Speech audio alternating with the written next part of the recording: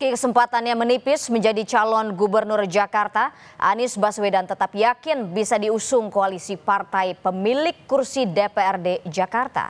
PKB yang pertama kali mengusung Anies kini memberikan sinyal masuk barisan koalisi Indonesia Maju.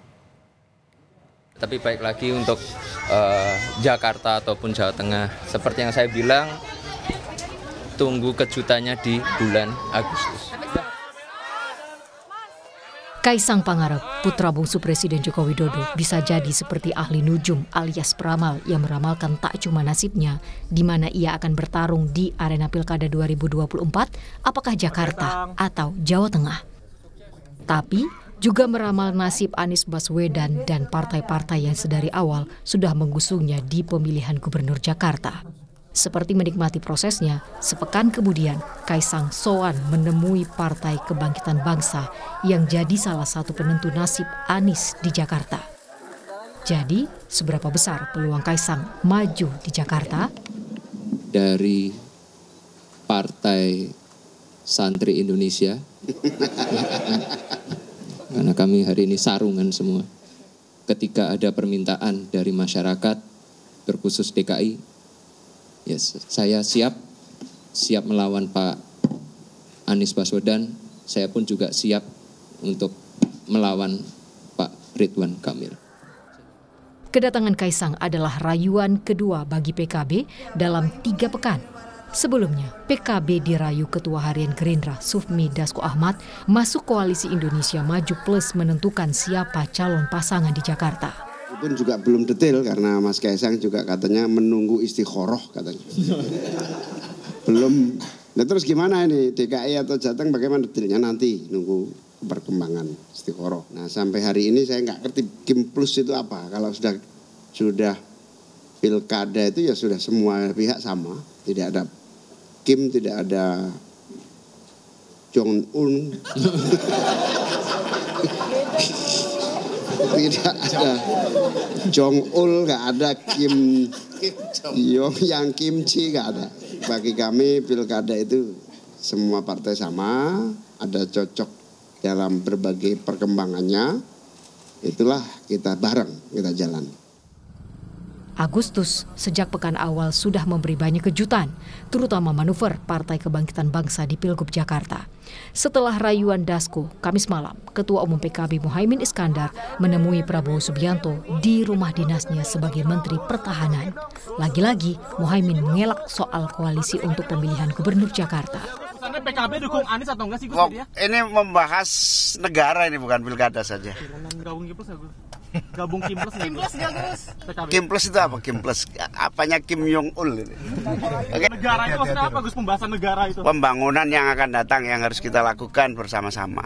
Intinya PKB Gerindra siap mensukseskan pemerintahan yang akan datang. PKB yang adalah pengusung pertama Anies Baswedan untuk berlaga di Pilgub Jakarta yang kini memberi sinyal menggeser pilihannya ke calon yang diusung koalisi Indonesia Maju alias Kim. Calon Kim tinggal menunggu dideklarasikan, yakni Ridwan Kamil, politikus Golkar dan Gubernur Jawa Barat 2018-2023. Siapa yang kemudian nanti akan dipilih untuk mendampingi Pak Ridwan Kamil, kita tunggu aja, ya mungkin waktunya tidak terlalu lama, sudah bisa disampaikan ke publik. Tunggu sehari 2 hari. Terima kasih. Anies yang tadinya menjadi terunggul baik dalam survei maupun koalisi pengusung, kini terancam tak memiliki koalisi pengusung. Tak cuma PKB, Partai Keadilan Sejahtera yang kedua mengusung Anies kini memberi sinyal balik badan.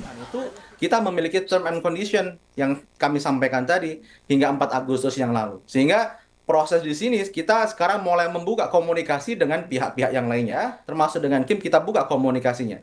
Karena tentu setelah 40 hari proses negosiasi, proses komunikasi politik itu tidak berprogres, tidak mendapatkan kejelasan, maka itu akan menimbulkan ketidakpastian terkait pasangan ini. Dan tentu DPP PKS akan mengkaji prospek bagaimana ke depan pasangan ini akankah berlayar atau tidak.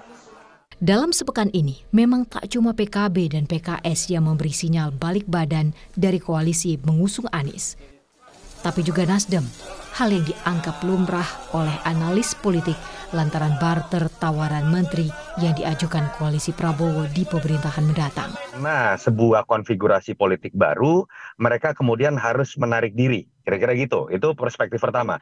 Bahwa dari awal memang niatan memajukan Anies ini belum tentu dilakukan sepenuh hati.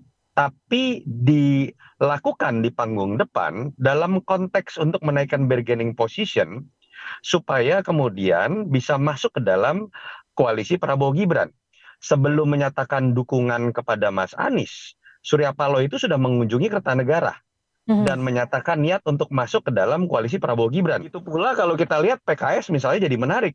Pertanyaan memberikan tenggat waktu 40 hari, harus kemudian dengan Sohibul Iman.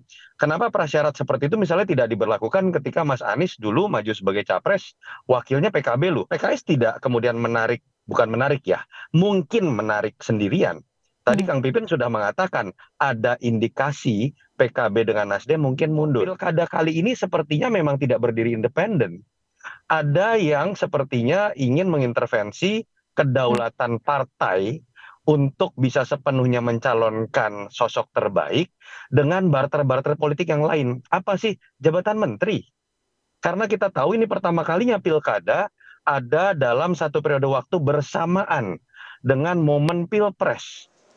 Nasib Anies dalam koalisi pengusung tak sama dengan keunggulannya dalam survei. Di survei, Anies unggul jauh dibanding Ridwan Kamil. Tapi di koalisi, Anies terancam dijegal koalisi yang sudah memberi sinyal mengusung Ridwan Kamil. Kami percaya bahwa aspirasi rakyat Jakarta akan terus dijaga. Semua partai mendapatkan kursi, itu aspirasi dari rakyat. Dan aspirasi rakyat Jakarta sejauh ini kalau kita perhatikan DPW partai di Jakarta sudah mengusulkan nama. Nama-nama itu adalah cerminan dari aspirasi warga. Nah, saya percaya dan sampai sekarang kan juga masih sama. Bagaimana akhir nasib Anies? Betulkah tak bisa jadi calon gubernur meski unggul jauh dalam survei atas lawan-lawannya? Tim Liputan Kompas TV.